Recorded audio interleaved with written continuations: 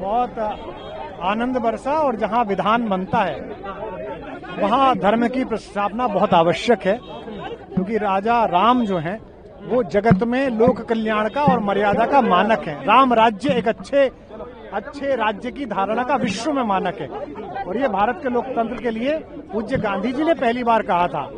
तो इसलिए जहां जहां विधान बनते हैं, विधानसभाएं, लोकसभाएं, वहां राम की मर्यादा, उनकी राज्य व्यवस्था, उनकी नीति, उनका कर व्यवस्था, उनके जगत के कल्याण के विषय में योजनाएं, इन सब के विषय में चर्चा होनी आवश्यक है। और मैं विशेष रूप से विधानसभा अध्यक्ष जी का, माननीय मुख्यमंत्री जी का और सभी मंत्रीगणों का बहुत आभार व्यक्त करता हूं कि उनके माध्यम से इतनी भव्य यहाँ भगवान राम का गुण स्तवन हुआ, और आशा करता हूं कि ये पुनरावृत्ति में होगा। सर, बंगाल के चुनाव को लेकर कहीं रिजल्ट जो आए हैं बहुत बीजेपी के पक्ष में आए हैं, क्या कहना चाहेंगे सर इसको लेकर?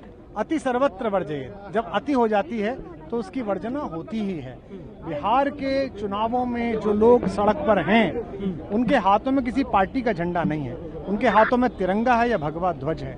आप एक बहुत बड़े बृहत्तर समाज के हितों को, उनकी भावनाओं को अनवरत आहत करेंगे, अनवरत आप उन पर चोट पहुंचाएंगे और निरंकुश रूप से कार्य करेंगे तो प्रजा इसी प्रकार का दंड देती है। ये लगातार हम लोकतंत्र में देखते हैं। मैं स्वयं उसका भोगी हूं, क्योंकि 2 माह पूर्व जो मेरे आयोजन थे वो 5 आयोजन बिना किसी कारण के निरस्त कराए गए, सारे ऑडिटोरियम से मना कराया गया। हमने निजी जगह पर करने की योजना की, वहां भी पुलिस ने आकर कहा हम नहीं करने देंगे।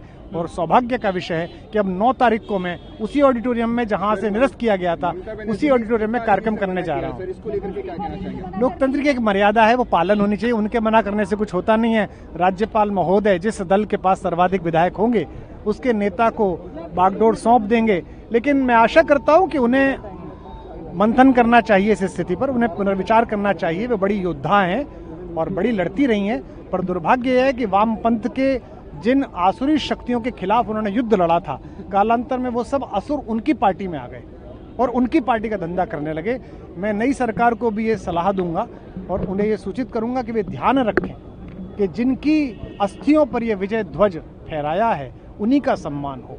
ऐसा ना हो जाए कि जो लोग वामपंथ के समय में पटका पहन के काम करते थे फिर तृणमूल में आ गए, वही लोग चोला बदल के इधर आ जाएंगे तो बंगाल को अपने दुखों से मुक्ति नहीं निकल पाएगी, और मैं आशा करता हूं ऐसा होगा।